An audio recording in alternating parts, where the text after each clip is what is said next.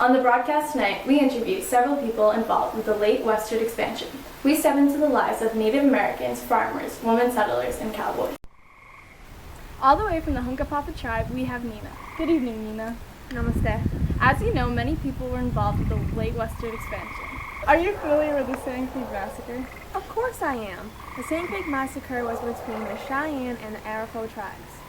The U.S. Army brought their men down to this camp in Sand Creek and attacked the Lakota tribes. The Lakota were then defeated by the loss of their many men. Wow, very interesting. Who is Sitting Bull? Sitting Bull was a Sioux warrior and chief of the Hunkpapa Sioux tribe. He was imprisoned in 1883 because he tried resisting assimilation. Sitting Bull was also in the Ghost Dance movement, which brought on the Battle of Wounded Knee, and he led the resistance which led to the Battle of Little Bighorn. Wow, very interesting. What happened at the Battle of Little Bighorn? At the Battle of Little Bighorn, it was between the Teton Lakota and the Cheyenne warriors versus the U.S. Army. The Lakota were camped at Little Bighorn while they were trying to resist the government, except George Custer was planning to attack the Lakota, and he figured they would be weak and lose against his troop and fighting technique. However, he underestimated Sitting Bull, and Custer soon was attacked by the Lakota, and he was defeated, and the Lakota won the Battle of Little Bighorn. Bye-bye, Custer. What is assimilation? Assimilation is the process where a majority of a group gradually merges into and becomes a part of the society and culture of another large group. The Lakota went through assimilation in the U.S. ways of life and culture. They had to change their names, languages, and their religions. Oh my God, that's crazy. What was the Dawes Act? The Dawes Act enabled every head of a family in the tribe to gain 160 acres of land, and each minor child would only get 40 acres of land. However, if you were the only adult in a family, you would only get 80 acres of land.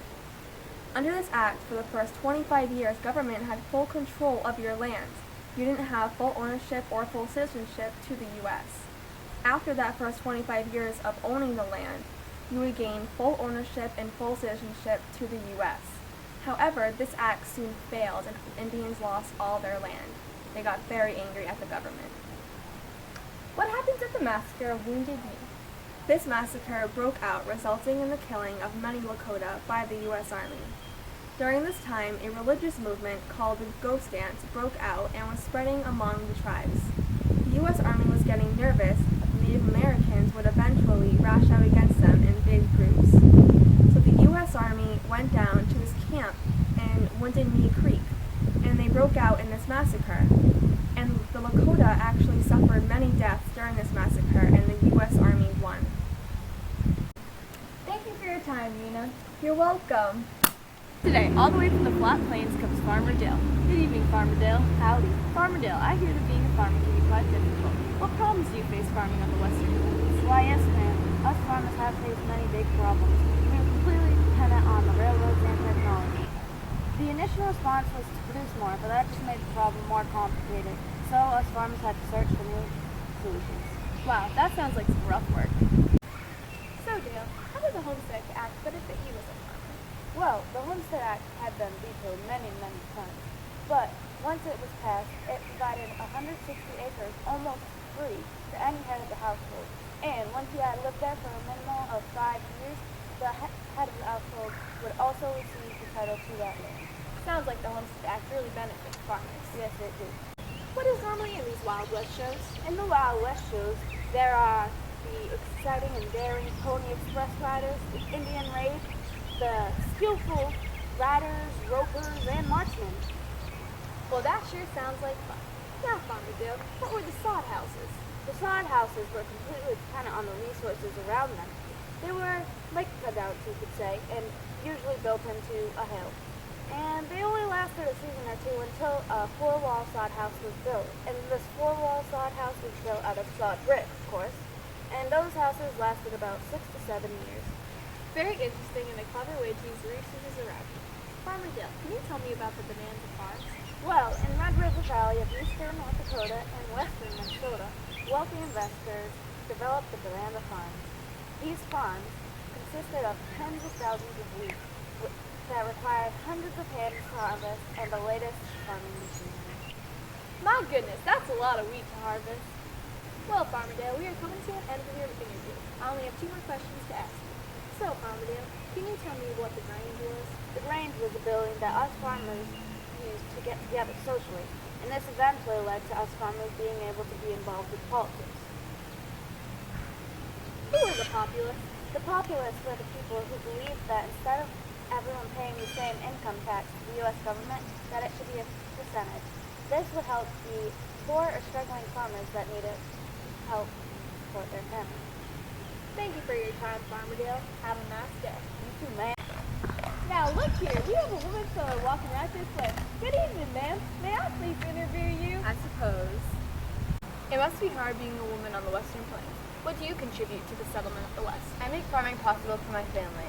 I work as hard as my husband. I labor in the fields with men, weed the rows of tobacco or corn, cut wheat, pick cotton, prepare meals, feed livestock, scrub clothes, make yarn, churn butter, make cheese, make soaps, make candles, collect eggs, collect beeswax, and I also make clothes for my children. Speaking of the children, what do they contribute? Children milk the cows, rake, bind sheaves of wheat, feed animals, bring in the wood, and grind axes. Wow, great to see the children getting involved. Do women play any role in the government? Of course! In fact, Nellie Ross was the first woman governor in the U.S. You go, Nellie Ross. You bet. Then she became vice chairman of the Democratic National Committee, directing the party's women's division. Also, she helped Theodore Roosevelt win his election, so he made her the director of the U.S. Mint. Wow, that's impressive. Do you know Rose P. Duchesne? In fact, I do.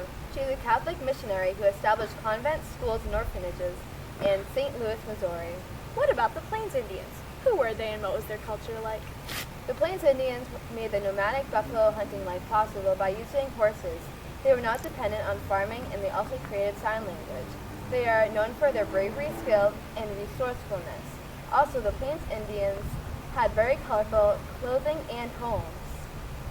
Very interesting. Thank you for your time, ma'am. No problem.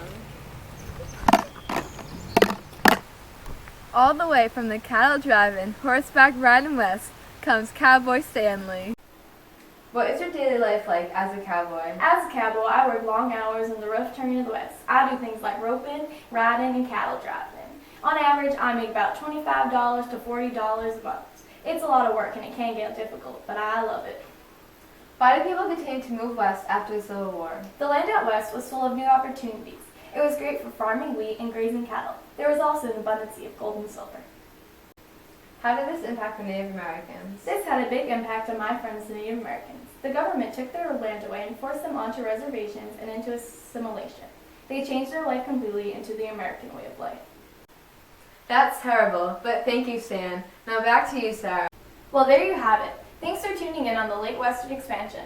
Until next time, keep your shoes tied and put those cell phones down.